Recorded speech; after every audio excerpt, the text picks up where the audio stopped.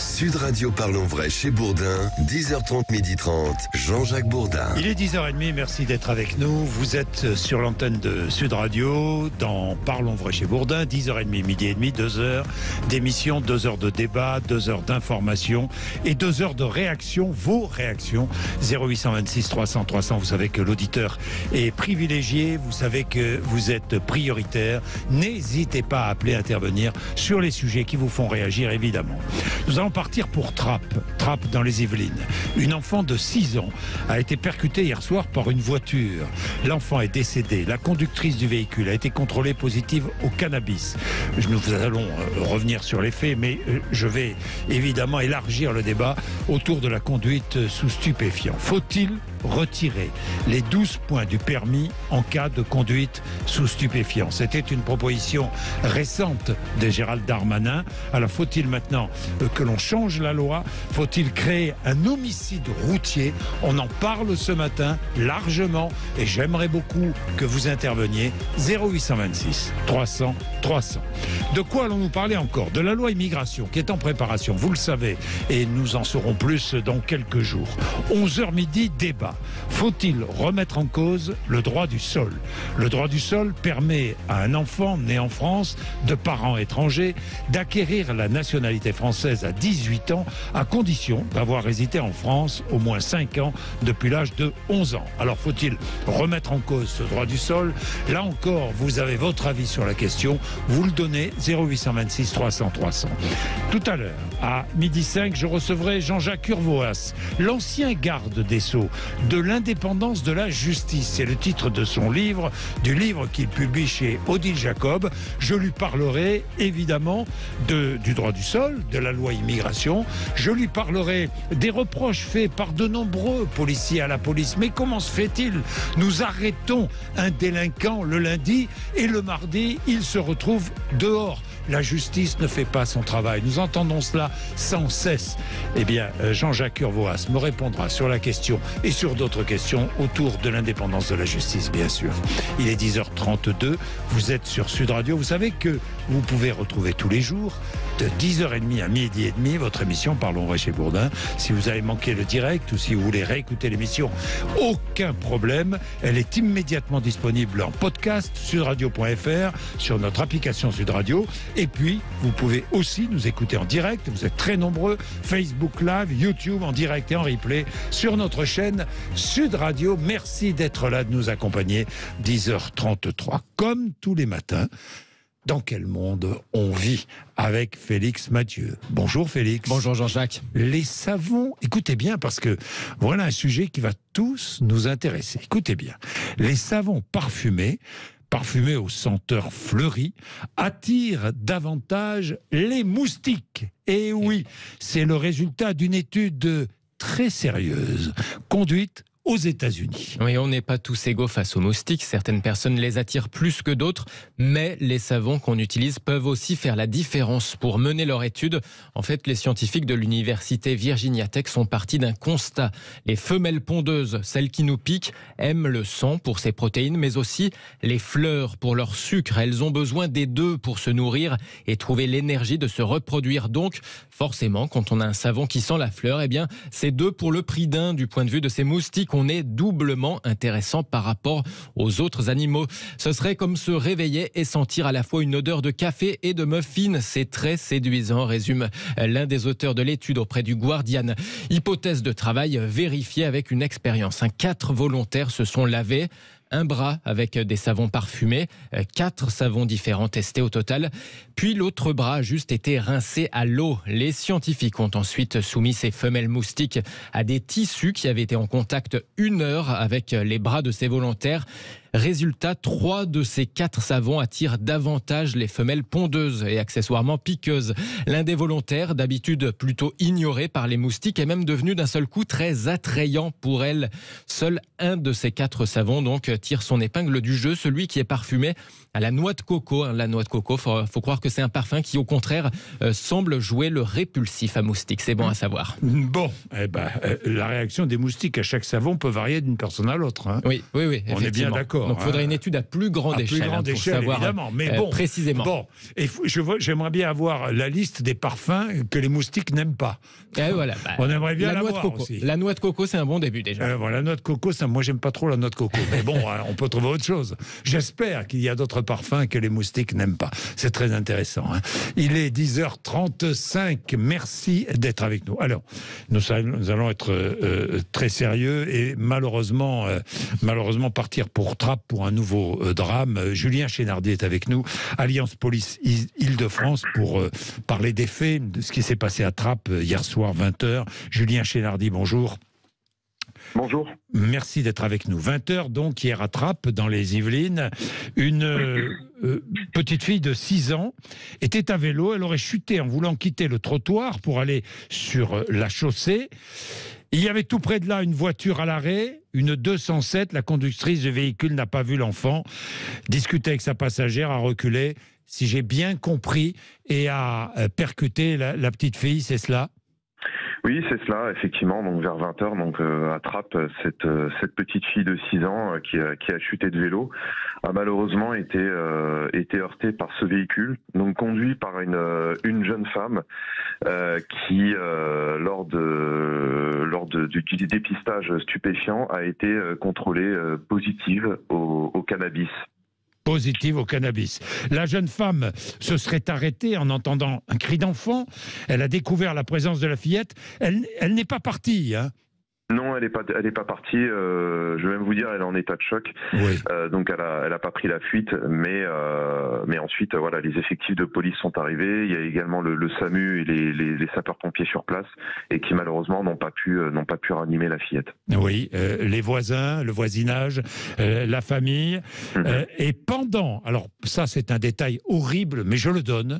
Oui. Pendant que les secours étaient en train d'intervenir, le vélo de la fillette a été volé. Oui, ça c'est vraiment un élément qui vient se rajouter à l'horreur, j'ai envie de dire.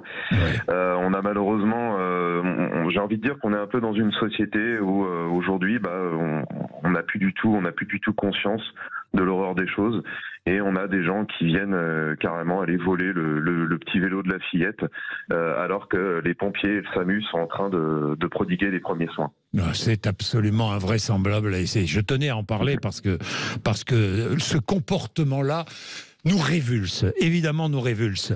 Je voulais, Julien Chénardi, préciser aussi, vous l'avez fait en partie, hein, que la jeune femme de 21 ans, la conductrice, a été placée en garde à vue pour homicide involontaire, aggravé par l'usage de stupéfiants.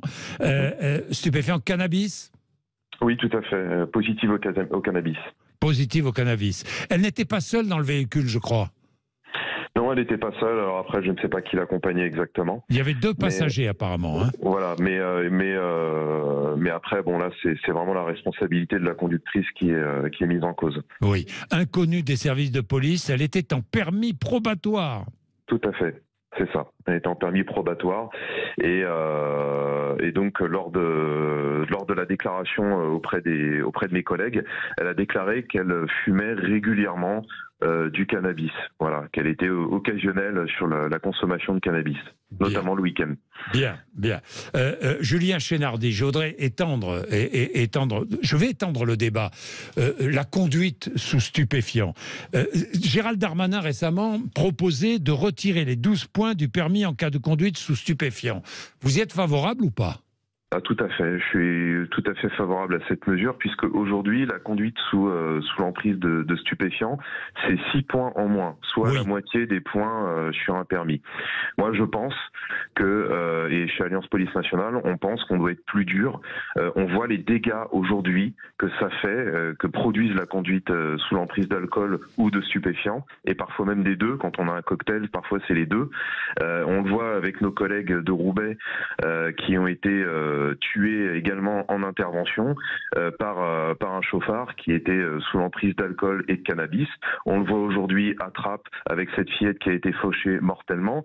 En fait, on va aller jusqu'où? Est-ce que aujourd'hui nos routes vont devenir des cimetières à ciel ouvert? Il faut vraiment agir, et il faut vraiment aujourd'hui qu'il y ait une réelle prise en compte, une prise en compte véritablement de la dangerosité aujourd'hui de la conduite sous l'emprise de stupéfiants. Alors, certains syndicats de police, je ne sais pas quelle est la position d'Alliance, mais certains syndicats de police demandent la création d'un homicide routier. Vous aussi ? Écoutez, de toute façon, là, on a déjà un arsenal législatif qui existe. Après, est-ce qu'il est suffisant ? Non. Aujourd'hui, l'homicide involontaire, lorsque l'on conduit un véhicule, c'est 5 ans d'emprisonnement. Il peut être aggravé à 7 ans d'emprisonnement lorsque l'on conduit sous l'emprise de stupéfiants. Moi, je pense que effectivement, c'est largement insuffisant. Je pense que les peines devraient être aggravées et qu'on devrait bien évidemment plus sensibiliser les conducteurs aujourd'hui, les titulaires du permis de conduire, à la dangerosité de conduire sous l'emprise de stupéfiants ou d'alcool. C'est quelque chose qui produit des dégâts considérables. Voilà, je le répète, on l'a vu avec l'affaire à Roubaix, nos 3 collègues qui ont été tués.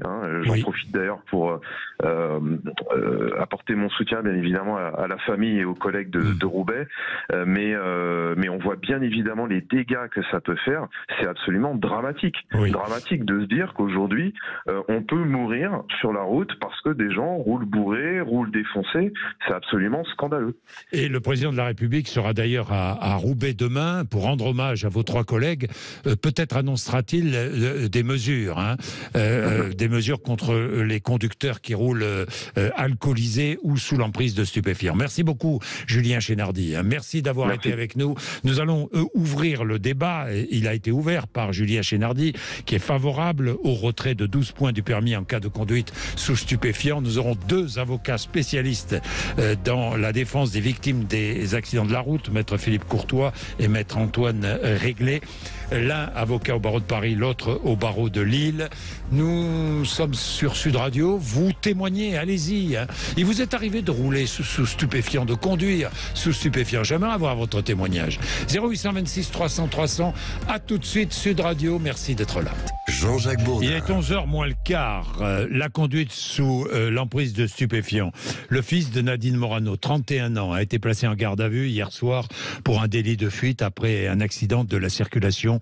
Il conduisait sous l'emprise de cocaïne. Il a été placé en détention provisoire pour avoir commis un délit de fuite après un accident de voiture. Il a 31 ans.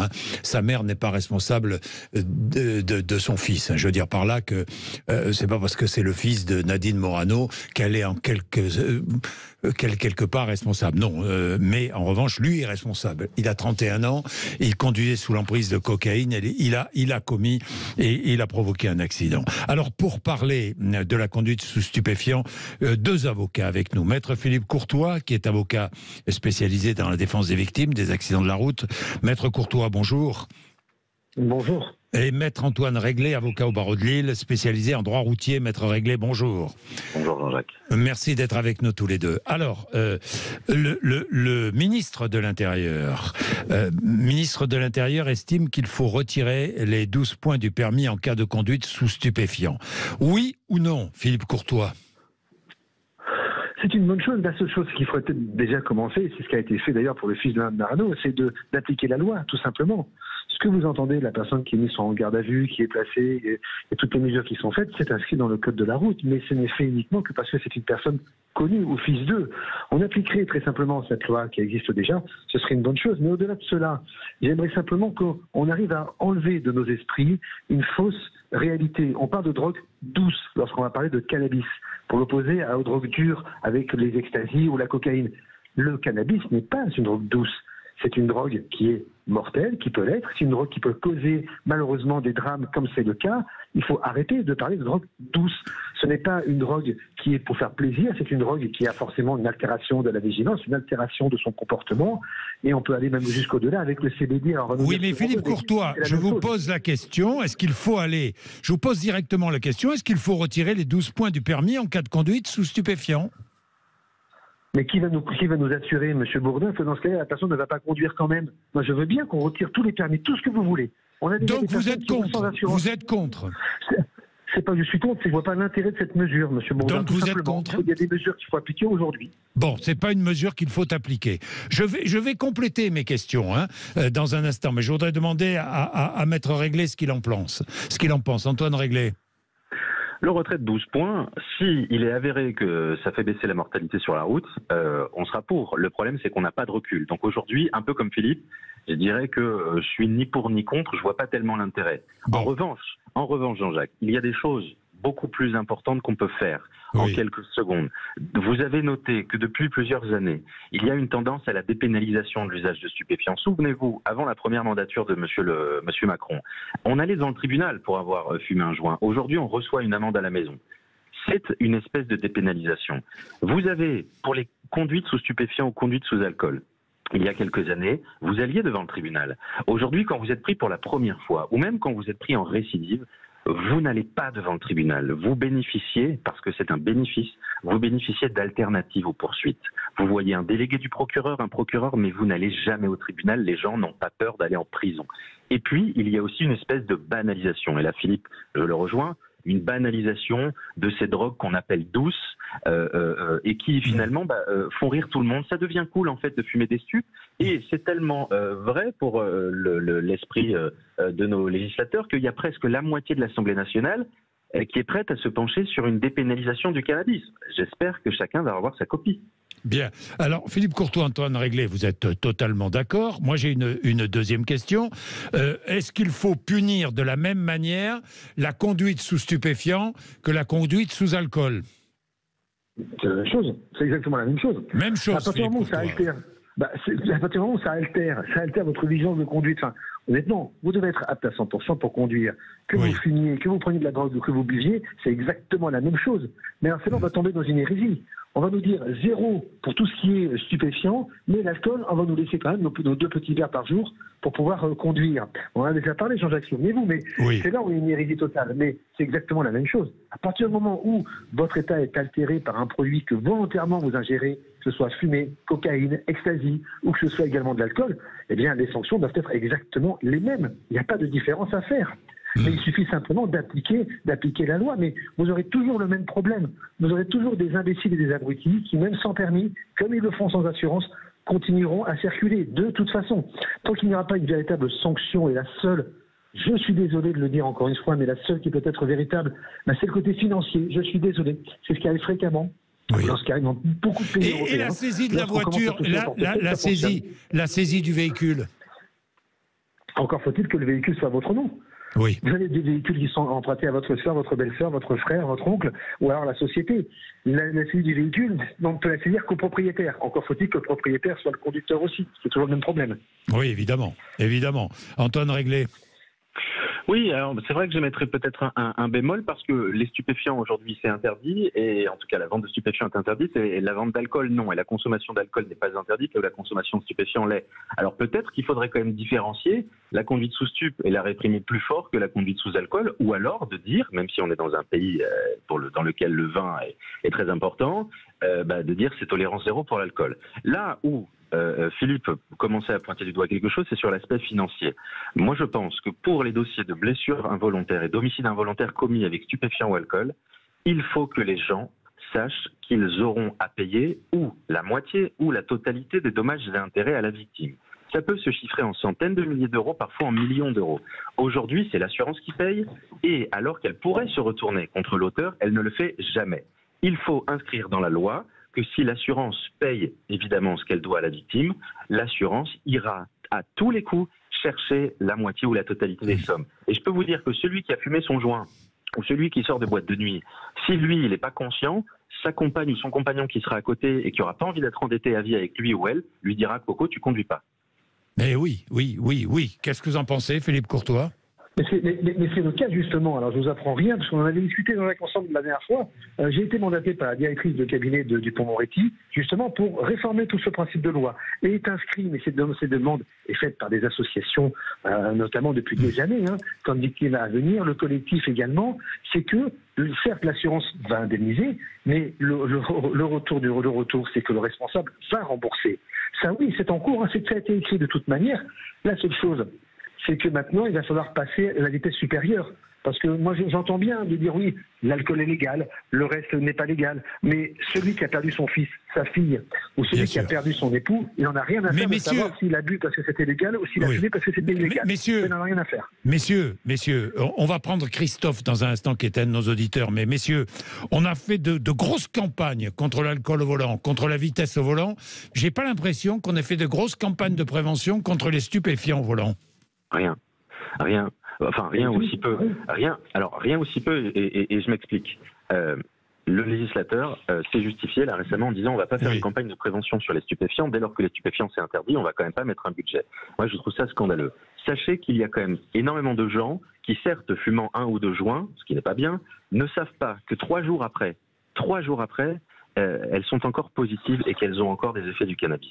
Pour l'alcool, on le sait, on laisse passer la nuit ou 24 heures, c'est bon. Pour les stupéfiants, c'est pas le cas. Si vous avez une campagne de prévention sur ça, celui qui fume le samedi soir, peut-être, je dis bien peut-être qu'il ne reprendra pas son volant le lundi ou le mardi. Aujourd'hui, il se croit tout à fait légitimé à le faire alors que ce n'est pas le cas. Donc oui, une campagne de prévention, et c'est pas parce que c'est illégal qu'on n'a pas à mettre des budgets sur la prévention. La répression, toujours la répression, jamais la prévention, à un moment ça suffit. Bien, Christophe est à Montpellier. Sauf que les tests ne sont pas bons, et que le CBD, on sait tous que le CBD peut tromper largement. Mais le Conseil d'État a dit que c'était légal. Alors attendez messieurs, on va prendre Christophe qui est à Montpellier. Bonjour Christophe. Bonjour messieurs. Bonjour, qu'est-ce que vous dites Christophe? Vous pouvez faire tout ce que vous voulez, du moment qu'il n'y a pas de gendarmes sur les routes, ça sert à rien. Je ne sais pas combien il y a de personnes qui roulent sans assurance, sans permis. Voilà, il faut interdire les coyotes et autres détecteurs de gendarmes, et il faut être contrôlé. Moi, j'aimerais... Alors vous dites, je vous entends mal Christophe, la ligne est mauvaise, vous dites il faut retirer les Waze et coyotes, car aujourd'hui les conducteurs arrivent à esquiver tous les contrôles. Messieurs, qu'en pensez-vous, Antoine Réglé?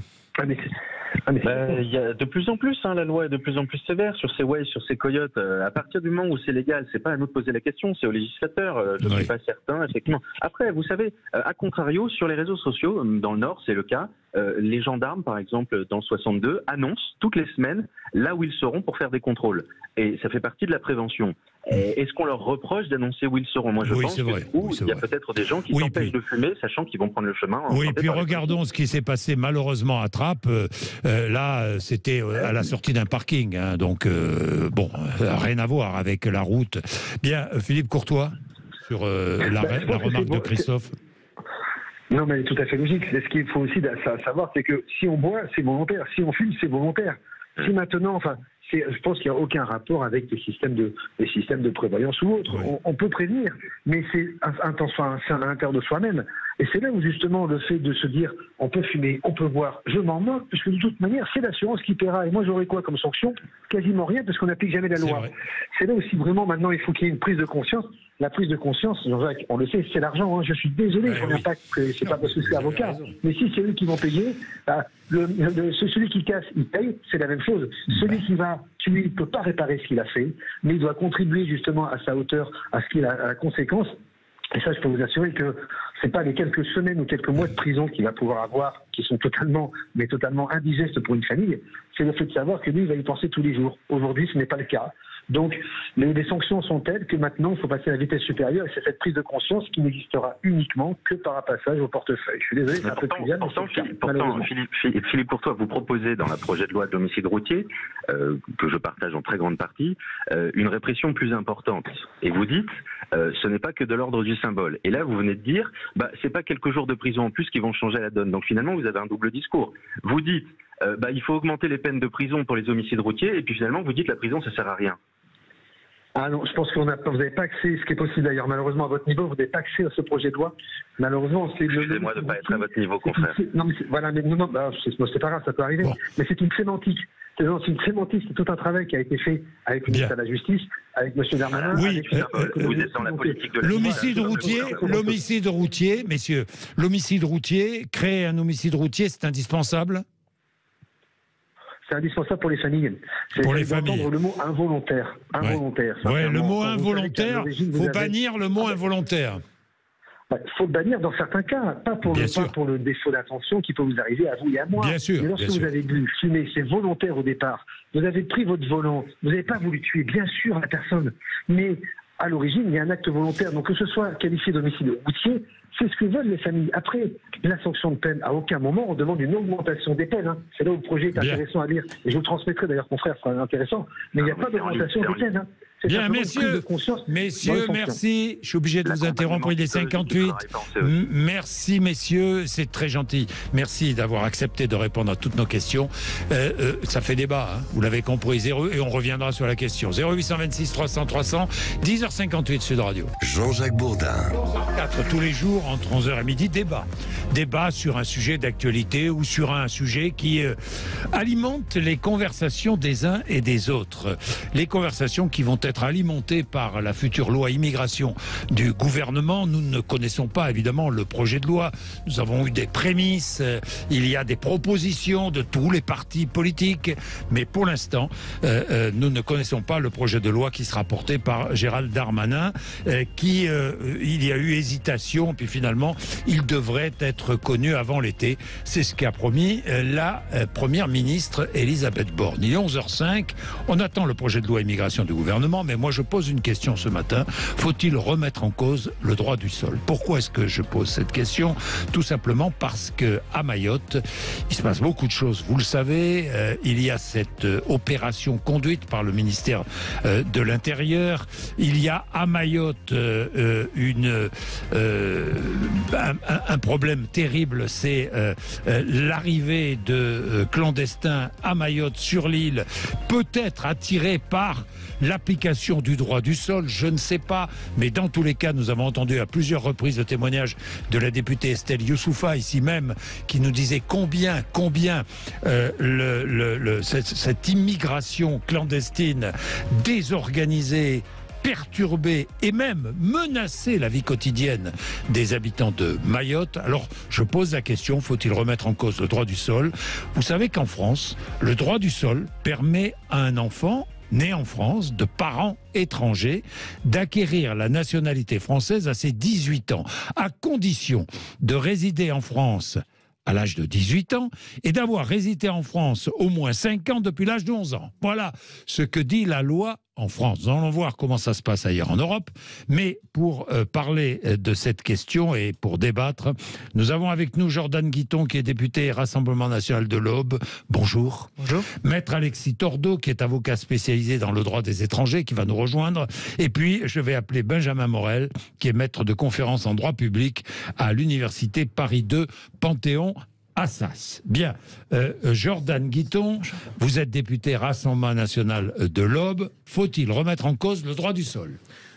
Bonjour Monsieur Bourdin. Écoutez, au Rassemblement National, nous sommes sur une position très claire et sur l'immigration très ferme. L'automaticité de l'obtention de la nationalité française à 18 ans pour un mineur né de 2 parents étrangers, ce n'est plus possible. Donc nous voulons évidemment supprimer le droit du sol parce que nous considérons que pour être français, ça s'hérite par ses parents ou ça se mérite, mais il faut répondre à des conditions. Et donc le droit du sol crée une automaticité dans l'obtention de la nationalité française que nous voulons remettre en cause. Alors je rappelle, automaticité à condition de résider en France quand on a 18 ans et à condition d'avoir résidé en France au moins 5 ans depuis l'âge de 11 ans. C'est ce que dit la loi aujourd'hui. Faut-il remettre en cause le droit du sol, maître Alexis Tordeau? Je vous remercie pour votre invitation. Rapidement déjà, pour répondre aux députés du Rassemblement National, il n'y a absolument aucune automaticité de la question de la nationalité française. Il faut justifier d'une condition de présence à minima pendant 5 ans. C'est-à-dire aller très concrètement au collège, au lycée, à l'école élémentaire. Et venir dire on va finalement refuser la nationalité pour le seul motif que les parents étaient effectivement en situation irrégulière, c'est quelque chose qui me gêne et quelque chose qui est contraire à la Constitution. Donc finalement, dire ça et remettre en cause le droit du sol, en tout cas sur le territoire français, c'est clairement remettre en cause la Constitution. Donc venir dire on va modifier le droit du sol en métropole sur ce fondement, c'est quelque chose de bien sûr gênant. Vous allez jusqu'à dire il faut le supprimer, le droit du sol, et le remplacer par le droit du sang. Il faut, si vous voulez, reprendre en main, et c'est ce que d'ailleurs les Français demandent largement, à plus de 80%, reprendre en main les compétences sur l'immigration pour donner la nationalité française à des gens qui le méritent ou à des gens qui l'ont hérité de leurs parents. Et le mériter, c'est remplir des conditions, c'est évidemment parler le français, c'est être assimilé. Et aujourd'hui, on a accueilli tellement d'immigrés ces 50 dernières années qu'on a aussi un problème d'assimilation. Mais le jeune, l'adolescent qui est arrivé en France avec ses parents, ou qui est né en France de parents étrangers, et qui a vécu toute son enfance, toute sa jeunesse, qui est allé à l'école en France, arrive à 18 ans, il acquiert la nationalité française. En quoi ça vous choque ? Mais ça me choque parce qu'il l'obtient automatiquement. Alors que dans beaucoup d'autres pays dans le monde, vous n'obtenez pas la nationalité si vous êtes né sur le territoire. Vous obtenez la nationalité seulement si vous avez un des deux parents qui est français ou de la nationalité du pays dans lequel vous voulez l'obtenir. Si à 18 ans, cet enfant veut acquérir la nationalité française, il devra remplir des conditions. Il devra remplir des conditions qui sont très strictes et très simple. Il devra parler français, il devra être assimilé. À 18 ans, né en France, et à 18 ans, il parle français. Il y a des individus qui ont aujourd'hui la nationalité française qui ne parlent pas français, qui ne respectent pas le drapeau, qui ne respectent pas les institutions de la France. Et ça nous dérange. Et c'est pour cela, d'ailleurs, on ne va pas se mentir, que le Rassemblement national a 88 députés à l'Assemblée nationale. C'est pour cela que Marine Le Pen fait 13,2 millions de voix à l'élection présidentielle. Parce que les Français, évidemment, font le constat que la politique d'immigration est un échec des 50 dernières années et que le droit du sol, c'est quand même une forme d'automaticité. Vivre 5 ans en France, ça ne justifie pas le fait de devenir français à 18 ans. Je suis désolé, c'est ce que nous pensons. Alors, comment font les autres pays européens ? Nous avons regardé cela avec Félix Mathieu quant à l'octroi de la nationalité pour les enfants de résidents étrangers. Oui, contrairement à la plupart des pays du continent américain où les enfants acquièrent la nationalité du pays où ils naissent, eh bien en Europe, le droit du sang est traditionnellement plus répandu que le droit du sol. Mais bon, dans les faits, on a quand même souvent un mix des deux. Droit du sol en vigueur en droit du sol en France, en Belgique, en Italie, mais comme dans d'autres pays de l'Ouest européen, Espagne, Portugal, Irlande, ce droit du sol est conditionné. En général, la nationalité peut être obtenue à la majorité de l'enfant à la condition d'avoir résidé dans le pays à un certain nombre d'années depuis sa naissance. Comme en France ? Oui, voilà, tout simplement comme en France. D'autres pays, comme le Royaume-Uni, ont durci leur droit du sol en le conditionnant à la nationalité britannique d'au moins un des deux parents, ce qui le ramène finalement quasiment à un régime de droit du sang. L'Allemagne, justement, au contraire, a assoupli son droit du sang, de plus en plus assimilé justement à un droit du sol conditionné, nationalité à la condition d'avoir vécu 5 ans en Allemagne pour les enfants nés dans le pays. Mais bon, plus à l'est de l'Europe, globalement, c'est toujours le droit du sang, la nationalité transmise par les parents. C'est à peu près ça en Europe ? On est à peu près sur ça, mais rapidement peut-être pour répondre sur la remarque qui avait été faite, assez intéressante sur le mérite. La condition de présence, elle a précisément été créée pour apprécier ce mérite. Parce que justement, on estime qu'un individu qui pendant 4, 5, 6 ans a été à l'école, s'est finalement imprégné des valeurs et de la culture française, a démontré qu'il pouvait justement devenir français à 18 ans, voire même avant, puisque je rappelle quand même, pour être parfaitement exact, qu'il peut l'acquérir avant. C'est d'ailleurs très souvent ce qui se passe. La nationalité sur demande de ses parents entre 16 et 16 ans, ou sur demande personnelle entre 16 et 18 ans. Exactement. De ses parents à partir de 13 ans et sa demande personnelle à partir de 16 ans. Et la conception française, qui est d'ailleurs très souvent rappelée par le ministère de l'Intérieur, c'est celle de dire, finalement, je crois qu'il l'a dit, méchant avec les méchants et gentil avec les gentils. Justement, quelqu'un qui démontre, qui s'imprègne à travers un enseignement académique, un enseignement professionnel, venir lui dire à 18 ans, mais finalement, vous n'aurez pas la nationalité simplement parce que vos parents n'étaient pas français, c'est quelque chose qui doit vous gêner. Et c'est vrai que les remarques qui sont faites sur la différence entre le droit du sang et le droit du sol me gênent, parce que c'est absolument pas la conception française de l'immigration. Donc là, on est vraiment sur un changement fondamental, et je pense que les Français doivent aussi comprendre ce que ça veut dire. Alors, si vous voulez remettre en cause le droit du sol, allez-y. On a assoupli et on est passé vraiment au droit du sol à une certaine époque, parce qu'on avait besoin de main-d'œuvre étrangère aussi. Hein. Je le rappelle, hein, c'est l'histoire qui l'explique. Et d'ailleurs, l'Allemagne a assoupli son droit du sol aussi parce que l'Allemagne avait besoin de main-d'œuvre étrangère. Oui. Mais je pense qu'aujourd'hui, vous l'avez rappelé, on a accueilli une immigration suite à la Seconde Guerre mondiale parce qu'on avait besoin de reconstruire la France et de besoin de bras. On a eu une immigration européenne qui s'est très bien assimilée. Et d'ailleurs, on a une grande partie d'immigration, notamment italienne et polonaise, qui est largement repartie aussi dans leur pays. Il y a des millions d'Italiens qui sont venus en France, qui ont reconstruit, qui ont contribué à reconstruire la France. On les remercie, qui sont repartis chez eux.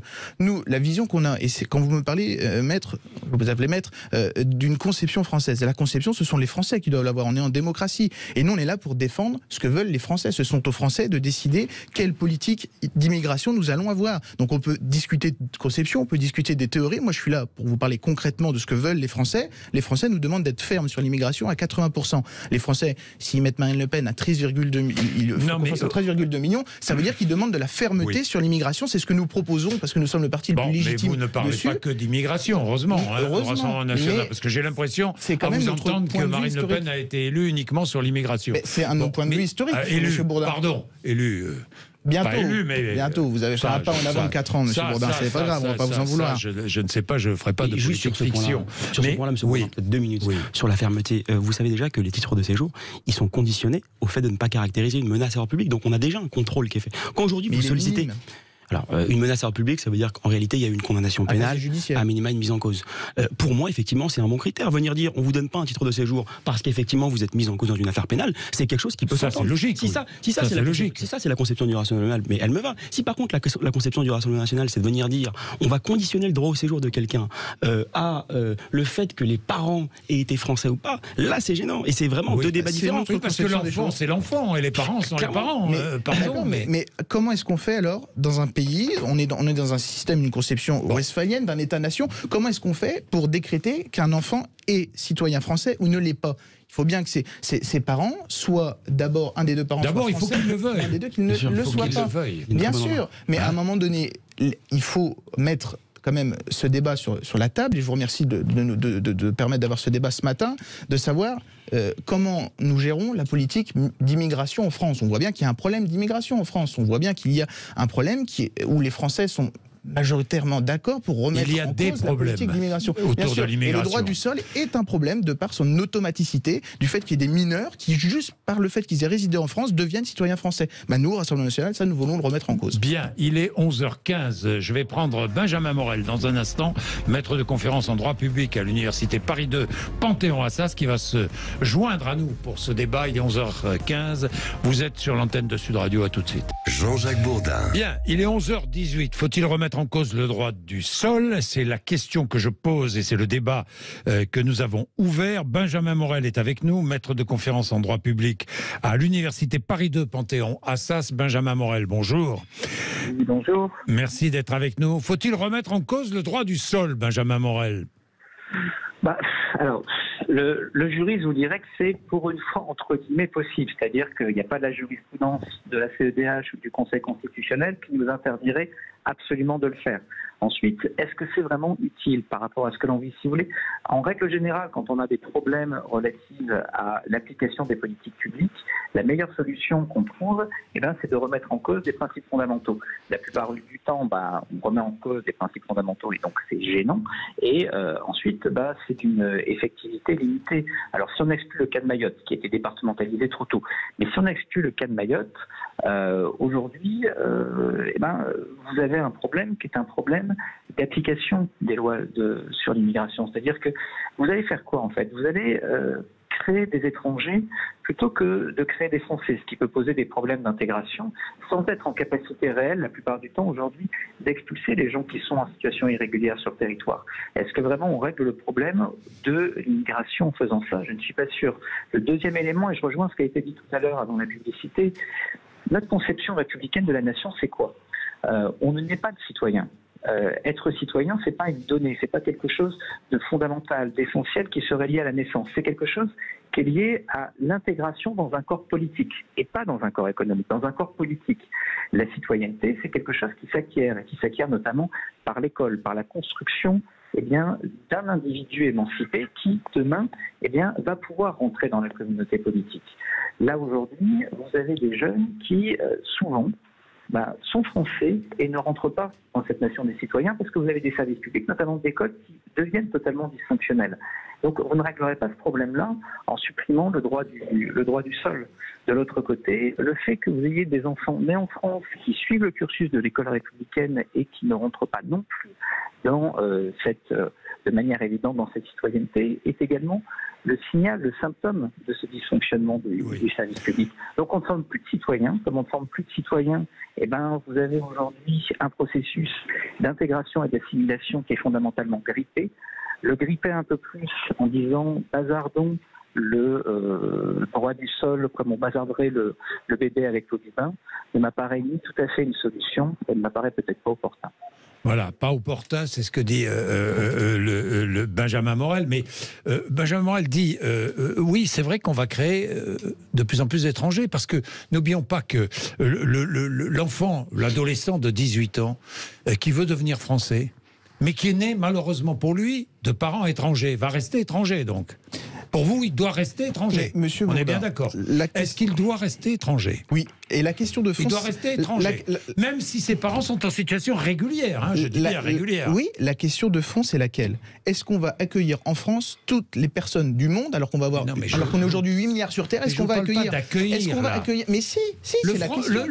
L'enfant qui est là depuis 18 ans en France. Vous voulez régulariser toutes les personnes qui sont sur le sol français, qui veulent devenir français? Vous voulez accueillir toutes les personnes qui veulent devenir citoyennes françaises? Accueillir, pardon. Mais si. Pardonnez-moi. Pourquoi la personne n'a pas la nationalité française? Parce que ses parents ne sont pas français, donc elle n'a pas l'héritage, ni par son père, ni par sa mère, d'être un citoyen français. Et s'il a envie de devenir français? Eh bien alors, à ce compte-là, il peut le demander, et ce sera au service de l'État de le décréter s'il a rempli les conditions ou non pour devenir un citoyen français. Mais ce que nous voulons remettre en cause, c'est l'automaticité, parce que habiter 5 ans en France ne fait pas de vous un citoyen français automatique. À un moment donné, il faut aussi savoir répondre à la question des millions, pour pas dire... 5 ans depuis l'âge de 11 ans. Des millions de personnes veulent devenir françaises, monsieur Bourdin. Oui. Des millions de personnes dans le monde veulent devenir françaises. Est-ce qu'on va accueillir tout le monde? Mais il ne s'agit pas d'accueillir, ce sont des enfants dont les parents vivent en France. Les parents étrangers vivent en France. Très bien, mais et en situation régulière, je précise bien. Il y a des personnes qui vivent en France, qui sont étrangères avec un titre de séjour, de manière régulière. On n'a rien contre ces personnes qui respectent les lois de la République. C'est juste que le titre de séjour, quand il expire, les personnes ont vocation à retourner dans leur pays. Parce que si elles sont étrangères, ça veut dire qu'elles ont une autre nationalité. Les parents de ces enfants, ça veut dire qu'ils ont une autre nationalité. Si ces personnes ne sont pas retournées dans leur pays, c'est qu'elles sont en situation régulière. Oui, mais ça veut dire aussi qu'ils sont étrangers. Donc ça veut dire qu'ils ont une autre nationalité. Donc ils appartiennent à un autre pays, ils sont ressortissants d'un autre pays. Et donc, quand leur droit prend fin, leur droit de vivre en France prend fin, alors ils doivent retourner dans leur pays. C'est le principe, et c'est tout simplement un principe républicain que d'appliquer les lois de la République. Et quand j'entends, et je finirai là-dessus, Monsieur Morel, il faut juste finalement appliquer la loi en France, appliquer les OQTF, les obligations de quitter le territoire français, exclure les étrangers qui, à un moment donné, ont leur droit qui expire, et bien on les raccompagne en dehors du territoire français. Les étrangers qui deviennent en situation irrégulière. Les Français, tout simplement. Bien, Maître Tordeau. Le droit de l'immigration, c'est un droit qui est extrêmement technique et qui ne peut pas se traiter, comme vous l'avez fait pendant quelques minutes, de manière extrêmement superficielle. Vous savez qu'aujourd'hui, vous avez des mécanismes de protection absolue, notamment pour ces jeunes majeurs. Vous ne pouvez pas, par exemple, expulser quelqu'un sur une OQTF qui a été placé à l'ASE entre 16 et 18 ans,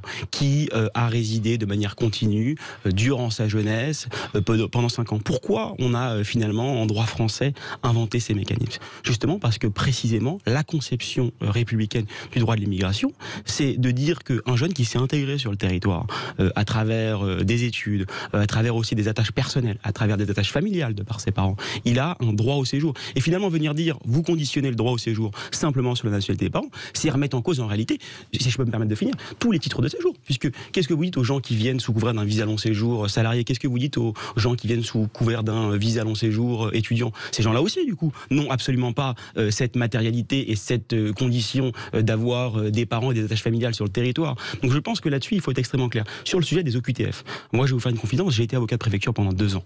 Donc j'ai représenté l'administration pendant 2 ans. Et il faut comprendre ce qui se passe en centre de rétention administrative. Vous avez des juges, des GLD, des juges des libertés de la détention, qui viennent apprécier la régularité ou non des mesures qui sont prises avant l'exécution des OQTF. Vous savez qu'on place des justiciables en centre de rétention administrative pour ensuite pouvoir les expulser. Vous avez aujourd'hui, parce que c'est des procédures très techniques, énormément de procédures qui sont viciées à la base par des interpellations régulières. Donc là, tant qu'on n'aura pas compris que l'OQTF et les applications d'OQTF ne se réforment pas par un 30e ou un 40e projet de loi, mais par une formation directement aussi des services administratifs, parce que vous avez très souvent des obligations de quitter le territoire qui ne tiennent pas debout et qui sautent, comme on dit nous en tant qu'avocats devant le tribunal administratif, tant qu'on n'aura pas compris ça, eh ben ça ne changera rien. Moi je vous invite au contraire des propositions qui pourraient être pragmatiques, ça serait celle d'aller placer des magistrats, des avocats, pourquoi pas la tête de certaines préfectures, pour les former ces personnels administratifs qui édictent des OQTF et des titres de séjour. Il y a une proposition des Républicains, pas de droit du sol si les parents étrangers sont en situation irrégulière au moment de la naissance. Qu'est-ce que vous en pensez ? Moi, je pense que les Républicains ont fait 4% à la dernière présidentielle et qu'ils copient... Mais excusez-moi, je vous réponds, vous me posez la question, je vous réponds. Ils ont fait 4% à la dernière présidentielle. Ils voient bien que le Rassemblement national étant arrivé au second tour, avec 88 députés, on a plus de députés qu'eux pour la première fois sous la Ve République. On est en tête sur ces sujets parce qu'on le reconnaît. Les Républicains, ils ont beau dos de dire ça, mais qu'est-ce qu'ils ont fait entre 2007 et 2012 quand ils avaient, les pleins pouvoirs? Je vous le dis. Ce que vous pensez de cette proposition. Je suis là pour porter la parole des citoyens qui me disent tous les jours pourquoi ce que les Républicains proposent aujourd'hui ne l'ont pas fait hier lorsqu'ils étaient au pouvoir. Mais que pensez-vous? Ça, c'est de la politique politicienne. Moi, je veux m'éloigner de cela. Que pensez-vous de cette proposition des Républicains? Pas de droit du sol si les parents étrangers sont en situation irrégulière au moment de la naissance. Mais nous, en fait, nous voulons aller plus loin. Et nous sommes d'accord avec ce que proposent les Républicains sur le fond. Il n'y a aucun problème. Toute personne qui s'est retrouvée une seule journée en situation irrégulière sur le territoire français ou dont les parents sont en situation irrégulière sur le territoire français ne peut pas, vu qu'elle ne respecte pas les lois de la République, ne peut pas obtenir la nationalité française. C'est une condition obligatoire. Parce que si un jour on ne respecte pas les lois de la République française, alors on ne peut pas devenir un citoyen de la République française. Est-ce que je peux pas vous poser une question simplement? Est-ce que ça veut dire que vous souhaitez aussi supprimer l'admission exceptionnelle de séjour? Qui est en gros l'admission exceptionnelle de séjour, c'est un mécanisme qui permet de régulariser quelqu'un qui est établi de manière irrégulière sur le territoire. Non, on ne peut pas faire ça. Une personne qui se situe... Donc vous voulez supprimer l'admission exceptionnelle de séjour? Une personne... L'admission exceptionnelle de séjour, c'est en gros la manière de régulariser un justiciable qui est établi de manière irrégulière sur le territoire. Soit par le travail, si j'arrive à justifier... C'est-à-dire que je suis en situation irrégulière sur le territoire... Et je souhaite me régulariser. Je souhaite être régularisé. Exactement. De toute façon, pas de régularisation possible. Vous êtes contre toute régularisation. Non, pas contre toute, mais il ne faut pas de régularisation pour un citoyen, parce que ne pas être en situation... Donc, vous êtes contre toute régularisation. Mais je vais vous répondre. Je vais vous répondre. Ne pas être en situation régulière sur le territoire français, ça veut dire qu'on ne respecte pas les lois de la République. On est en situation irrégulière. Donc toute personne en situation irrégulière sur le territoire de la République française ne pourra plus obtenir la nationalité française. Donc vous voulez supprimer l'admission exceptionnelle de séjour? Donc ça veut dire quoi? Que toute personne... Attendez, allons plus loin. Ça veut dire que toute personne qui est en situation irrégulière sur le territoire français doit être expulsé. Évidemment, heureusement. Toute personne. Même tous ceux qui malheureusement aujourd'hui, heureusement attendent leur régularisation, qui travaillent, qui paient des impôts et qui même cela. Non mais attendez, attendez, monsieur Bourdin, les personnes qui payent des impôts en France, elles sont en situation régulière. Mais elles ont un titre de séjour. Elles ont un droit du travail. Si je peux me permettre, à un moment donné, non, mais il faut vraiment inverser la doctrine. Excusez-moi, on a une doctrine au Rassemblement national qui est très simple. Une personne qui ne respecte pas les lois de la France et qui est en situation irrégulière ne peut pas obtenir la nationalité française. C'est tout. Donc soit elle a des droits... Aucune personne qui est aujourd'hui en situation irrégulière ne doit pouvoir obtenir la nationalité française. Ça va de soi. C'est un peu... Donc vous êtes sur la suppression de l'admission exceptionnelle de séjour et de la circulaire. Est-ce que donc ça veut dire que par exemple ceux qui ont 5 ans de présence, 24 fiches de paye, ceux qui sont conjoints de français, ceux qui ont besoin de présence, est-ce que toutes ces personnes-là du coup... Marine Le Pen ne l'a jamais dit, je peux pas vous le dire quand même. Les personnes qui ont 5 ans de présence, elles ont 5 ans de présence régulière sur le territoire. C'est le principe de l'admission exceptionnelle de séjour. Non mais attendez. Elles ont été pendant 5 ans de manière irrégulière. Il y en a beaucoup qui attendent leur papier. Mais il y en a beaucoup qui attendent leur papier. Mais c'est fou ce que vous dites. Mais non, mais c'est vous. Moi, je ne comprends pas. Une question, qu'est-ce que l'admission exceptionnelle de séjour? Est-ce que vous savez ce que c'est? Non, mais l'admission exceptionnelle de séjour, si j'ai bien compris, c'est donc la régularisation de personnes en situation illégale. De vouloir discuter de l'immigration en France sans maîtriser la seule manière de régulariser quelqu'un qui n'a pas de papier sur le territoire. Attendez. Une personne qui... C'est la base du droit de l'immigration, l'admission exceptionnelle de séjour. Monsieur, une personne qui a séjourné en France pendant 5 ans, qui a travaillé en France, elle avait un contrat de travail. Elle avait donc une situation légale puisqu'elle avait un contrat de travail. Je vais réexpliquer sur le droit de l'immigration. Il y a en gros deux manières, si je peux me permettre. Il y a deux manières d'être sur le territoire. Soit, si je peux me permettre, soit j'ai un visa de long séjour, j'arrive sur le territoire et je renouvelle mon titre de séjour. Ça, je suis en situation régulière. Il y a aussi une situation qui concerne énormément de personnes, et c'est notamment le sujet qui arrive à l'Assemblée nationale sur les métiers en tension. C'est des personnes qui sont sur le territoire de manière irrégulière. Et donc il faut les exclure. Et parce qu'ils témoignent justement d'une situation professionnelle stable, donc des fiches de paie, une autorisation de travail et des années de présence, ils veulent se régulariser sur ce fondement. Ça existe aussi sur la vie privée familiale et ça existe aussi, si je peux me permettre de finir, quand on a 10 ans de présence. Est-ce que ce que vous expliquez aujourd'hui aux Français, c'est que vous souhaitez supprimer Tout simplement, l'admission exceptionnelle au séjour. Personne ne l'a jamais dit au Rassemblement national. Toutes ces personnes qui sont en situation irrégulière doivent être expulsées. Mais moi, je vais vous dire une chose. Oui ou non? On ne peut Personne pas... ne l'a jamais dit au Rassemblement national. Non, mais attendez. Dites-le. Non, mais on a besoin de savoir. C'est un procès à deux? Mais non, je vous pose la question. Moi, je ne fais pas de procès, je vous demande, est-ce que oui ou non, est-ce que ces personnes doivent être expulsées? Une personne qui est en situation irrégulière sur le territoire français ne peut plus devenir français parce qu'elle a violé les lois de la République française. Mais attendez, parce que le problème c'est que là vous me laissez même pas 10 secondes pour répondre. Et donc je vais vous poser une question. Une personne qui a été là pendant 5 ans en France et qui a travaillé pendant 5 ans en France, elle a donc un contrat de travail. Mais le contrat de travail, il dépend d'un droit de séjour. On est obligé d'être en situation régulière. Parce que là, donc, en fait, vous êtes en train de dévoiler le fait qu'il y a des personnes qui travaillent en France sans avoir la... Mais pardonnez-nous, personne ne le sait, ça. Mais oui, non, mais évidemment, tous ceux qui travaillent en France... Tout le monde personne ne le sait. Fait de pousser la porte.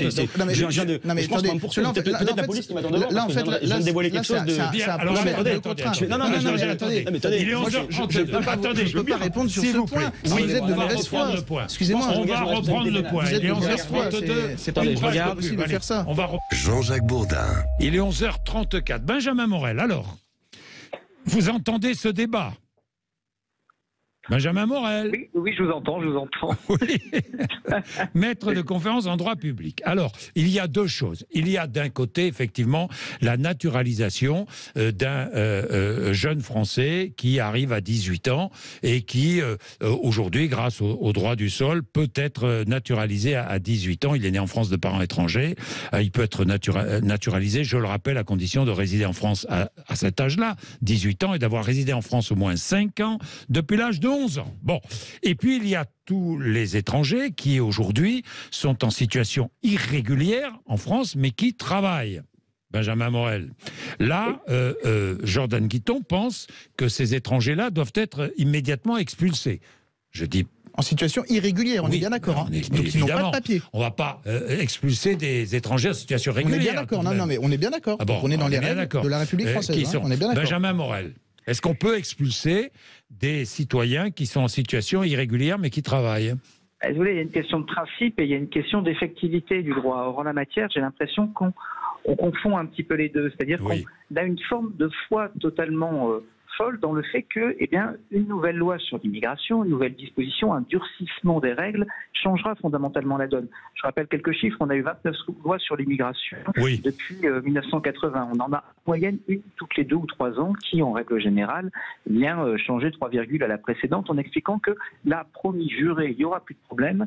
La donne a été fondamentalement modifiée alors qu'en réalité, elle ne l'est pas. Le problème, il n'est pas aujourd'hui dans le droit. On peut durcir les conditions. Je veux dire, je veux bien entendre. Je réitère mes objections de principe que j'ai évoquées tout à l'heure, mais quand bien même on soit dans cette perspective-là, est-ce que réellement ce sera utile? Parce que certes, vous allez faire des gens qui n'auront pas le droit d'être sur le territoire. C'est bien, vous allez en faire quoi? Vous allez les renvoyer. Regardez ce qui se passe actuellement. J'ai évoqué tout à l'heure Mayotte. Dès le moment où vous n'avez pas de laissez-passer consulaire, qu'est-ce que vous faites? Vous pouvez toujours créer des irréguliers. Vous pouvez toujours dire on expulse tel ou tel individu, surtout si vous avez des gamins qui ont passé toute leur vie en France et qui ne maîtrisent peut-être même pas la langue du pays d'origine, mais ensuite, est-ce que vraiment vous allez y parvenir? On est face à un problème en matière d'immigration irrégulière qui n'est pas un problème de droit, qui est un problème d'efficacité du droit, de capacité à réellement faire appliquer ce droit. Et là, entre guillemets, on se paye de mots parce que le problème aujourd'hui, et je vais sans doute choquer un peu monsieur le député, c'est pas un problème, je dirais, de stock. C'est-à-dire que vous avez des gens sur le territoire, vous avez notamment des jeunes qui ont grandi dans ce pays, que vous n'allez de toute façon, que vous le souhaitiez ou pas, que difficilement pouvoir expulser. Vous avez en revanche des gamins que potentiellement on a formés, qui ont une familiarité minimum avec la culture française. Et plutôt que d'aller chercher justement une immigration choisie de gens qui auraient été formés à l'étranger et qui tout d'un coup viendraient s'installer, peut-être faudrait-il en faire quelque chose de cette matière grise et de ces travailleurs potentiels. De ces jeunes qui ont été formés en France, c'est ce que vous voulez dire. Exactement, et pour qui on a payé. Pour qui on a payé. L'État a payé, nous. Là, il y a un enjeu. Jordan Guiton. C'est tout le problème de la politique, excusez-moi monsieur Morel, c'est tout le problème de la politique, des 50 dernières années. On a des personnes donc qui n'ont plus la place sur le territoire français, puisque l'État français, le droit, a considéré qu'elles n'avaient pas la possibilité d'être en situation régulière. Et donc, vous nous dites, puisqu'on ne peut pas les exclure, alors gardons-les. C'est un petit peu ça, implicitement, ce que vous nous dites. Mais moi, je dis l'inverse.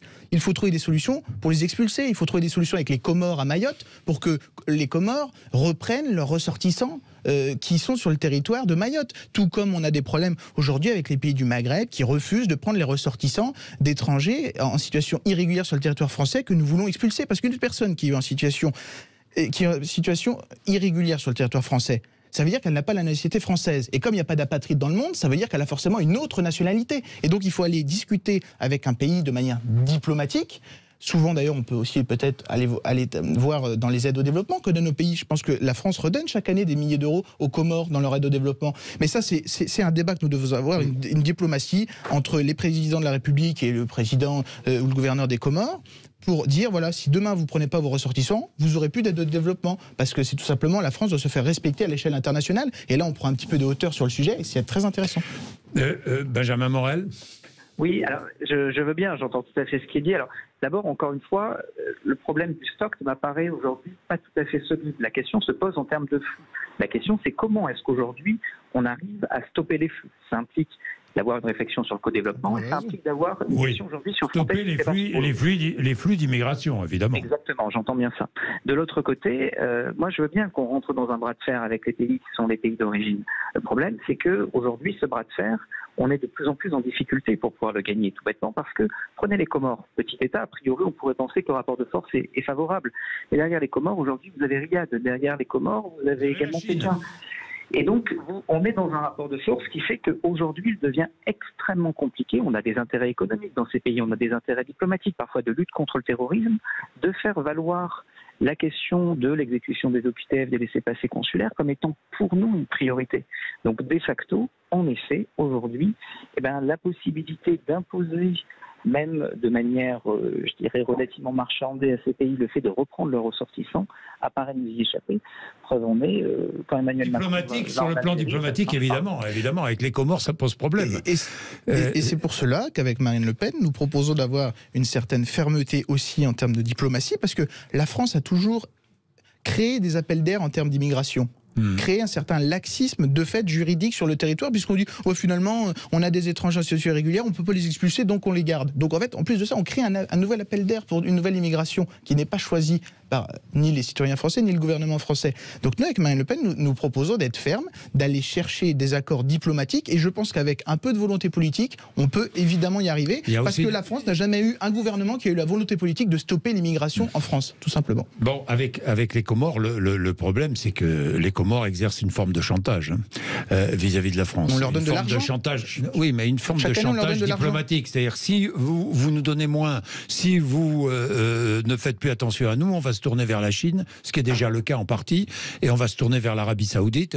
Est-ce une bonne solution ? Si la sixième puissance, la France, on est la sixième puissance au monde. Si on n'arrive pas à négocier avec les Comores, alors on négociera avec personne sur les accords d'immigration, et donc l'immigration ne sera jamais le problème d'immigration ne sera jamais résolu. C'est un peu particulier. Exactement. Alors, il y a un contexte. Aux Comores, le cas est un peu particulier.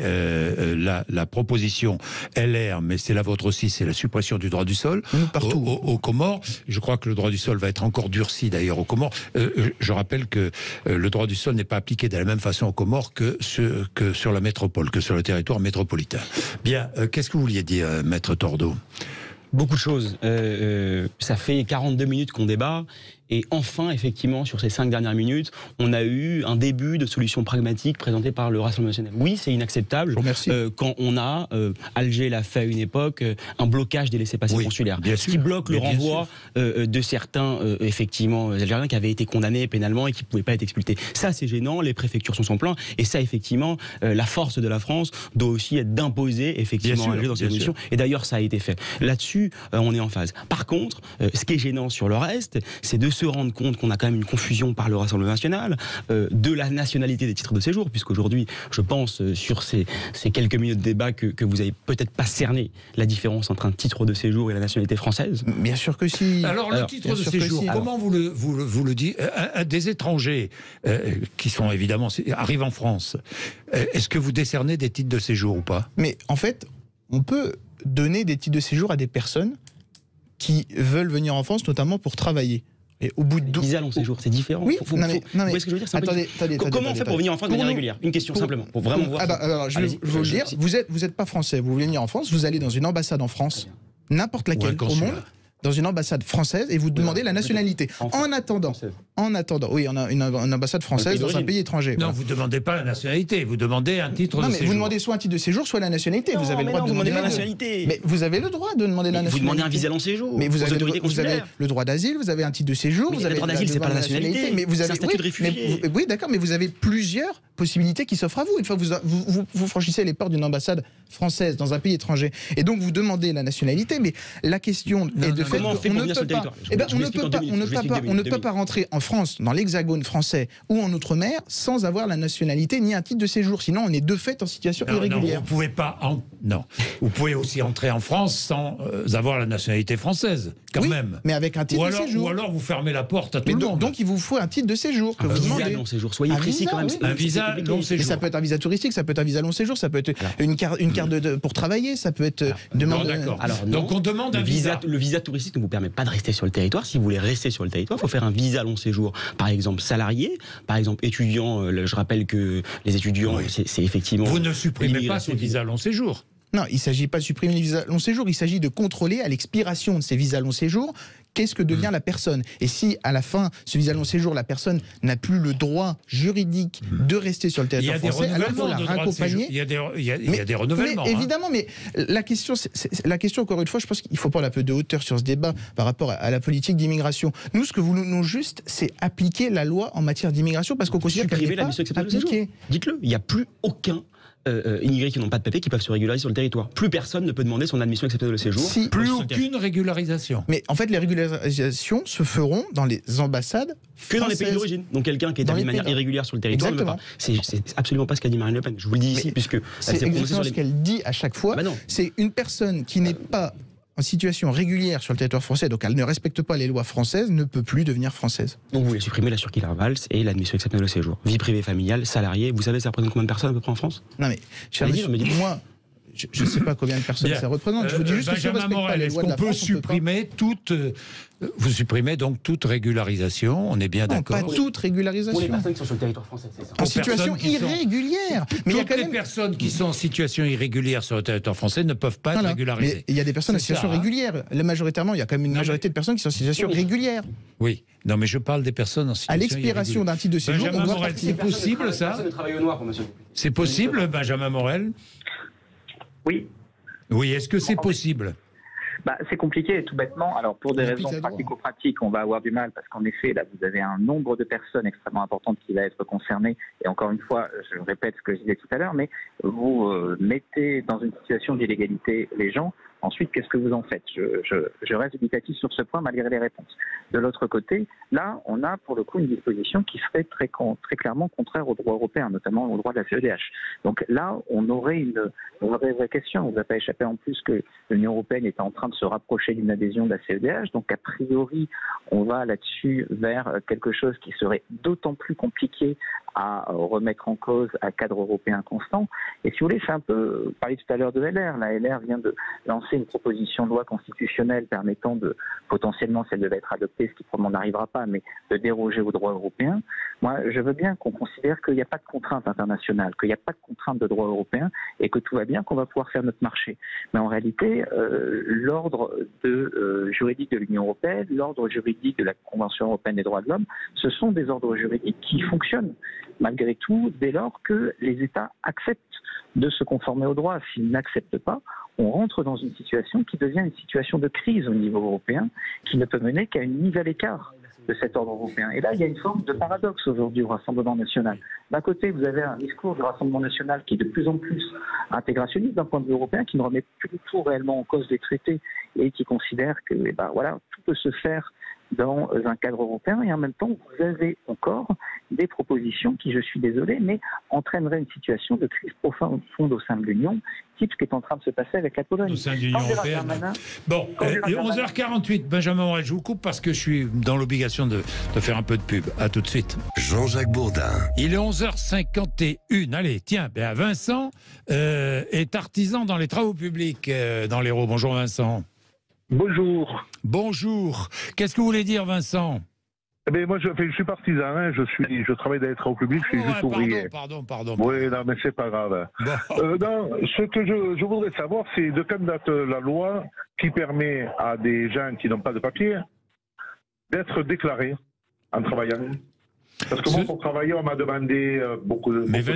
Vincent, non, il y a la réponse, enfin, je vais laisser la parole à Maître Tordeau, mais la réponse, c'est qu'il y a des travailleurs qui n'ont pas de papier, effectivement, mais qui ont demandé des papiers et qui, en attendant, travaillent. Je suis d'accord, donc ils travaillent au noir. Allez-y, Maître Tordeau. Ce sont des gens qui travaillent au noir. Exactement. Il faut comprendre qu'aujourd'hui en France, vous avez, ça a été mis en place, vous avez énormément de personnes qui sont établies à travers un contrat de travail, avec une autorisation de travail. Qui ont un contrat de travail. Qui ont un contrat de travail. Et quand ils font état effectivement d'un certain nombre de fiches de paye, donc 24 fiches de paye, soit à leur nom, soit à un autre nom s'il y a une attestation de concordance, et qui font état de 5 ans de présence sur le territoire, vous avez une régularisation dite exceptionnelle au séjour. Et elles sont en situation régulière si elles ont un contrat de travail. Ce n'est pas le cas. On peut avoir aujourd'hui un contrat de travail sans être en situation régulière. On peut avoir un contrat de travail sans être en situation régulière. Et on peut aussi faire une demande d'autorisation de travail à la préfecture. Certains le font et l'obtenir alors qu'on est en situation irrégulière. C'est le principe, et c'est le principe de la circulaire Valls. C'est l'admission. Vincent, on peut faire une demande d'autorisation de travail. C'est pour ça. Et c'est quoi la circulaire quoi? J'ai pas entendu. Il faut que je me renseigne, j'y crois pas trop moi tout ça. Alors c'est la circulaire Valls, c'est le principe de l'admission exceptionnelle au séjour par le travail. Admission exceptionnelle au séjour par le travail, Vincent. Bon, et vous pensez que cette loi est normale? Moi qui suis français, de parents français, d'arrière-parents français, même si j'ai eu des étrangers un peu plus haut, moi on me demande ma carte de sécurité sociale, on me demande mon attestation de logement, on me demande beaucoup de choses pour travailler. Et là, quelqu'un qui n'a pas le droit de venir sur le territoire, bien sur le territoire, va à la préfecture. Il faut être complet quand même. Hein. Aller à une préfecture quand on n'a pas le droit d'être dans un pays et demande un contrat de travail et on lui donne. Non, il fait une demande. C'est plus compliqué que ça. Et pour aller peut-être dans le prolongement de la question, qui est effectivement une bonne question, et moi je suis absolument pas législateur, donc je suis pas opportun à me prononcer sur la nécessité d'une réforme sur ce point, mais il faut comprendre que par contre, quand on fait cette demande, d'une part, elle est à la discrétion de la préfecture, c'est-à-dire que c'est absolument pas un titre de séjour de plein droit, c'est-à-dire que même si je remplis les conditions, on peut me refuser le titre. Et en plus, en toute sincérité, c'est un parcours du combattant, puisqu'aujourd'hui les préfectures ne donnent absolument aucun rendez-vous pour ce genre d'admission. C'est des procédures qui sont très longues et qui se terminent très souvent par une obligation de quitter le territoire. Donc procédure qui encourage le travail au noir. Et qui n'est pas appliquée. Donc procédure, titre de séjour à titre provisoire pour le travail. Monsieur Bourdin, d'où en fait l'idée, et on arrive au débat, et d'où l'idée de créer ce titre de séjour métier en tension, qui viendra en fait pour une personne qui est en situation régulière. Vous êtes d'accord ou pas, vous, sur ce titre de séjour métier en tension, Vincent? Ah ben non, je suis tout à fait contre. Et je crois qu'on est le seul pays du monde à le faire, non? Parce que vous prenez le Canada. Moi, le Canada, c'est de l'immigration. C'est du quota, hein, c'est exactement le même système. Non, parce qu'au Canada, pour y aller déjà, vous ne pourrez pas y aller comme ça. J'ai mon beau-fils qui voulait y aller. Oui, hein? D'accord. Et là-bas, si vous n'avez pas un contrat de travail, et si vous finissez votre contrat de travail, vous partez. On ne vous demande pas si le pays est d'accord de le reprendre ou pas. Ces gens sont venus sur des bateaux pneumatiques. Hein. On parlait des Comoriens tout à l'heure. Hein. Le type ne veut... Le président des Comores ne veut pas récupérer des gens qui viennent de son pays en disant « Ah non, mais vous n'avez pas le droit. » Mais il n'y a pas de droit à avoir. Ces gens-là, vous les prenez, vous les mettez sur des bateaux, vous les posez aux Comores. Et c'est tout. Alors nous, on serait le seul pays du monde où tout le monde peut venir sans pouvoir Vincent, ça me paraît être une solution un peu rapide. On les met sur des bateaux, on les pose et puis on repart, quoi. Si j'ai bien compris, Vincent, c'est ça. Hein. Ah oui, mais avec la Chine, avec la Russie. Non, mais attendez. Je suis désolé, l'immigration, c'est quand même ce qu'on peut dire une invasion. C'est des gens qui ne sont, surtout l'immigration illégale. C'est des gens qu'on a. Dites-moi, dans les travaux publics, vous connaissez beaucoup d'entrepreneurs qui emploient des personnes d'origine étrangère? Eh bien, moi, je suis dans le sud de la France, pas vraiment. Peut-être les grosses boîtes. Moi, j'en connais beaucoup. Moi, je ne connais pas, moi. Mais j'en connais beaucoup, moi, Vincent. Mais par contre, là, voilà, justement, là, c'est là qu'il faudrait avoir des contrôles. Oui. Il faudrait faire des contrôles. Et les gros patrons qui font ça, qui sont des esclavagistes, il faudrait les mettre en prison et leur voler les biens. et leur prendre leurs biens pour les redistribuer à la France. C'est pas normal, ça. Je suis désolé. Jordan Guitton. Oui, moi, je pense que lorsqu'on parle de remettre la France en ordre avec Marine Le Pen, je pense que nous avons tout à fait raison, parce que depuis tout à l'heure, nous parlons de sujets, et je vous remercie à l'auditeur pour son témoignage. Pour son témoignage très concret et très rapide. En fait, on marche sur la tête. On a des personnes en situation irrégulière qui ne respectent pas la loi française, qui travaillent au noir, qu'on voudrait régulariser, que M. Darmanin va vouloir régulariser. Mais c'est tout simplement scandaleux. Quand on voit les petits patrons de TPE et PME dans mon département de l'Aube qui payent des charges, à plus savoir quoi faire, pour un salaire au SMIC à 1 300 € net, qui vont payer plus de 2 000 € le salaire brut, qui contribuent à la sécurité sociale de leur pays, qui payent beaucoup d'impôts, où il y a des citoyens, il y a plus de 6 millions de chômeurs en France, on voudrait en plus de ça régulariser des personnes qui n'ont pas la nationalité française, qui ne respectent pas le droit français, qui violent donc les règles de la République française et qui en plus travaillent au noir. Mais on marche sur la tête aujourd'hui. Et donc il est grand temps d'avoir un gouvernement patriote avec Marine Le Pen qui arrive au pouvoir, il est urgent. Un petit peu, il ne s'agit pas de régulariser, il s'agit de donner des titres de séjour et pas forcément provisoire et temporaire, à des personnes qui violent la loi. Et temporaire. À des personnes qui violent la loi. À des personnes qui violent la loi. Je vais répondre là-dessus peut-être une minute simplement. J'entends les postures, mais il faut comprendre que on parle pas de régularisation là. En fait, c'est juste une opportunité qui est celle de solliciter un titre de séjour. Et je vais vous dire quelque chose. Très souvent, elle se solde par un refus, donc par une OQTF qui est parfois exécutée. Et au contraire, pardonnez-moi. Si vous voulez la supprimer, qu'est-ce qui va se passer? En fait, quoi qu'il en soit, ils seront là. Mais à défaut, parce qu'aujourd'hui, au moins, ils sollicitent un titre. Donc, on a un suivi. Ils veulent travailler surtout. Déjà, non, ça c'est la question du travail. Mais la suppression de l'admission exceptionnelle de séjour, ça veut simplement dire qu'en fait, tous les gens qui aujourd'hui sollicitent un titre de séjour, pour lequel au moins on a un suivi, c'est-à-dire que les préfectures sont au courant qu'ils sont sur le territoire et peuvent leur administrer un OQTF. En faisant ça, ces gens-là, puisque vous leur permettez plus, pas de les régulariser, mais de solliciter un titre, vous n'avez aucun suivi. Donc vous en expulserez encore moins. Et il y aura encore plus, justement, de clandestins donc en réalité, qui vont s'évanouir dans la nature. Vous contrôlez les titres de séjour des Français. Je vais vous dire quelque chose. Je pense que c'est pour ça que l'admission exceptionnelle de séjour elle a été mise en place en France. Justement pour avoir un suivi pour ceux qui sont sans papier, parce que justement pour qu'ils sollicitent une demande et derrière pour les expulser. Il faut mettre un terme une personne qui ne respecte pas la loi française. Merci Benjamin Morel, merci Jordan Guitton, merci Alexis Tordeau et merci à toutes celles et ceux qui ont écouté. Il est 11h59. Jean-Jacques Bourdin. Bien, parlons de la justice, reparlons de la justice avec Jean-Jacques Urvoas, ancien garde des Sceaux. Jean-Jacques Urvoas, bonjour. Bonjour. Merci d'être avec nous. De l'indépendance de la justice, le vrai rôle du garde des Sceaux aux éditions Odile Jacob, c'est votre dernier livre, Jean-Jacques Urvoas. Quelques mots, nous venons de débattre, parfois d'une manière un peu confuse, mais quelques mots sur le droit du sol. Est-ce qu'il faut remettre en cause le droit du sol en France ? Non, c'est une décision politique. La question de l'opportunité appartient aux parlementaires, au gouvernement. Oui. Ce qui est certain, c'est que ce n'est constitutionnellement pas impossible. Ce n'est pas impossible constitutionnellement. Non, il n'y a rien dans la Constitution française qui protège le droit du sol. Il n'y a d'ailleurs rien dans le droit européen. Il n'y a rien dans la Convention européenne des droits de l'homme qui protège le droit du sol. C'est une décision de chaque pays. C'est une décision souveraine et qui passe par la loi. Donc l'Europe n'a rien à voir dans tout ça ? Rien à voir. D'ailleurs, il y a d'autres pays de l'Union européenne qui ont aboli le droit du sol. Le cas de l'Italie, par exemple. Mais même, vous savez, la France, en 2018, elle a touché au droit du sol. Et sur Mayotte, à l'initiative du gouvernement, qui avait restreint. Donc, ce qui est bien la démonstration que si le législateur en décide, ça peut se faire. Alors, l'Italie n'a pas effacé le droit du sol. Elle a modifié le droit du sol. Je rappelle que le droit du sol permet à un enfant né en France, de parents étrangers, d'acquérir la nationalité française à ses 18 ans, à condition de résider en France à 18 ans et d'avoir résidé en France au moins 5 ans depuis l'âge de 11 ans. Je voudrais rappeler cela parce que vous seriez favorable, vous, à une remise en cause du droit du sol ?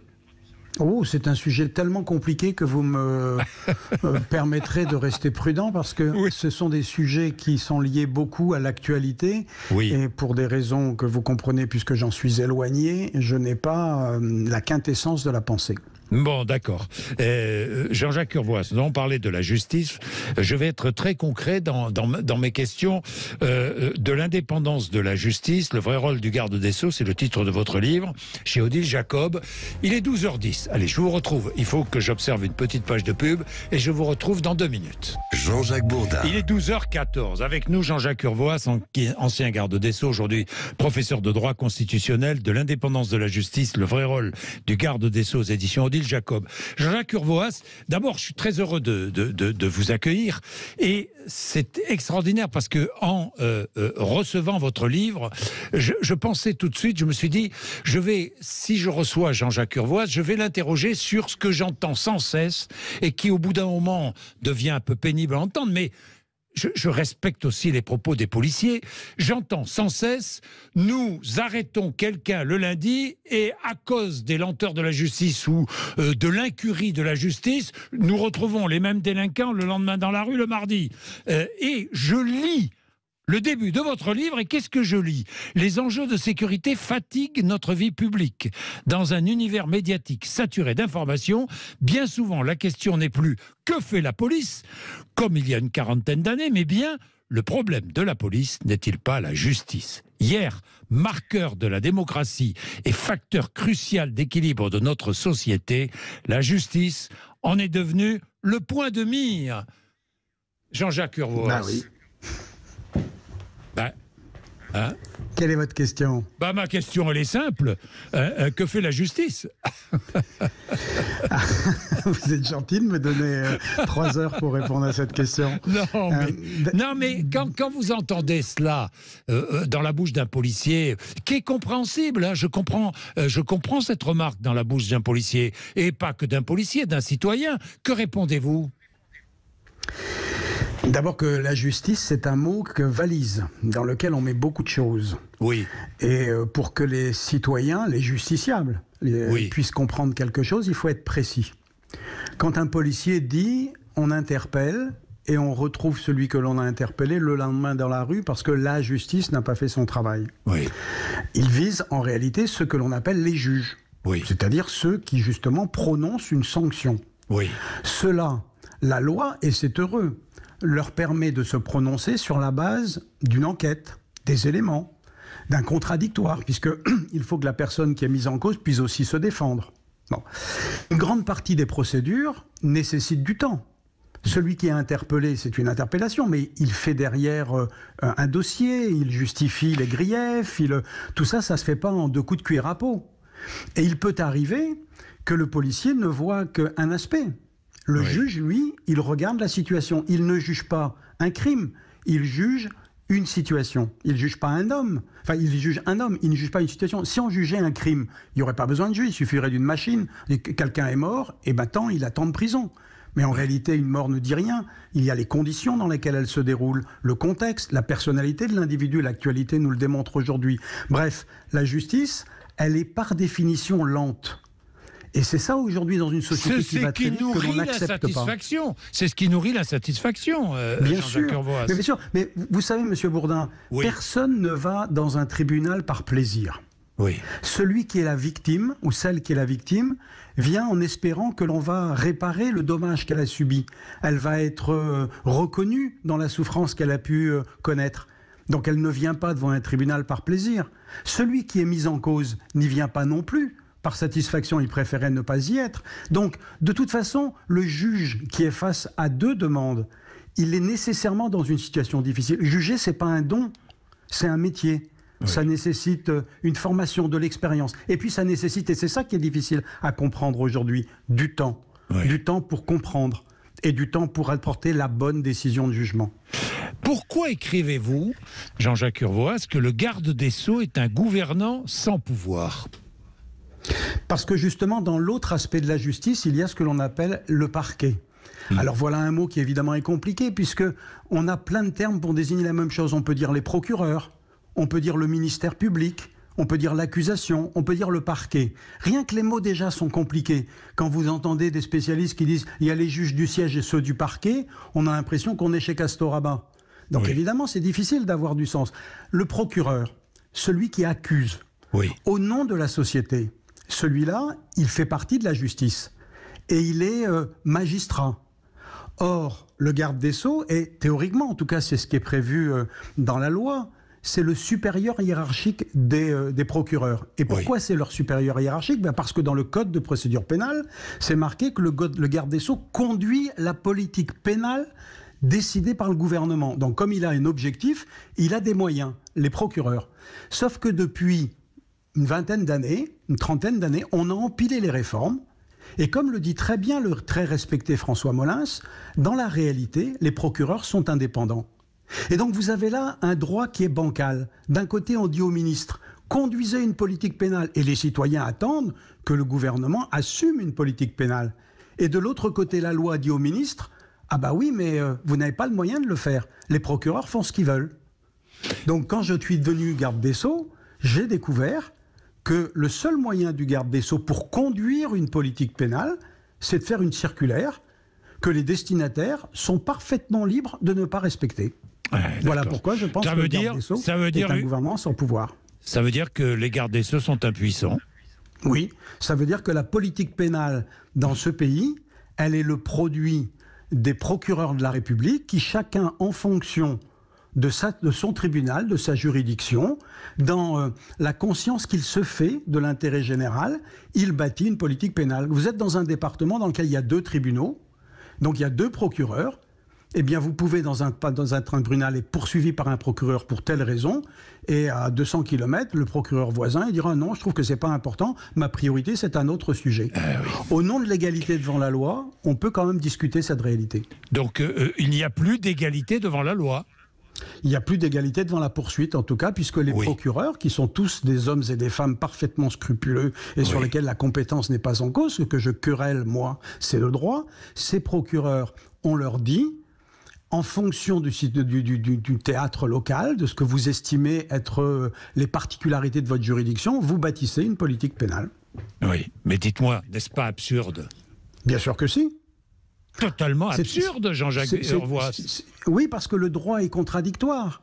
Vous ne pouvez pas d'un côté dire au ministre « défendez une politique pénale » et arriver devant l'Assemblée nationale ou le Sénat quand vous avez des parlementaires qui vous interrogent, qui disent « mais qu'est-ce qui se passe dans ce tribunal-là? Pourquoi il y a eu ça? Pourquoi votre procureur il n'a pas poursuivi? Ou pourquoi le procureur il a décidé d'une perquisition ?» Et que vous êtes garde des Sceaux et vous dites « mais moi j'ai rien décidé, monsieur. C'est le procureur qui a décidé ça. Moi, il n'est pas tenu de m'informer. » Donc nous avons voté des lois aussi irréfléchies qui aboutissent à une contradiction qui génère l'impuissance. Alors que faire? Dans votre livre, vous proposez, vous prônez la nécessité de maintenir une organisation hiérarchisée du ministère public. C'est-à-dire? C'est-à-dire que la politique pénale doit être sur la même dans la totalité du territoire, et pour cela, il faut donc qu'il y ait une autorité qui commande. Voilà. Aujourd'hui, le garde des Sceaux ne peut pas commander. Non. Et pour pouvoir commander, que faudrait-il faire? Il faut d'abord clarifier les responsabilités. Dans la magistrature, il y a 6000 juges. Facile à identifier cela, puisqu'on les appelle juges. Juge de l'application des peines, juge de la liberté de la détention, juge des affaires familiales, cela sanctionne. Et cela, évidemment, doivent être indépendants. Parce qu'une justice qui ne serait pas indépendante ne serait pas une justice. Et puis il y a, à côté d'eux, une autre fonction que l'on appelle donc le parquet.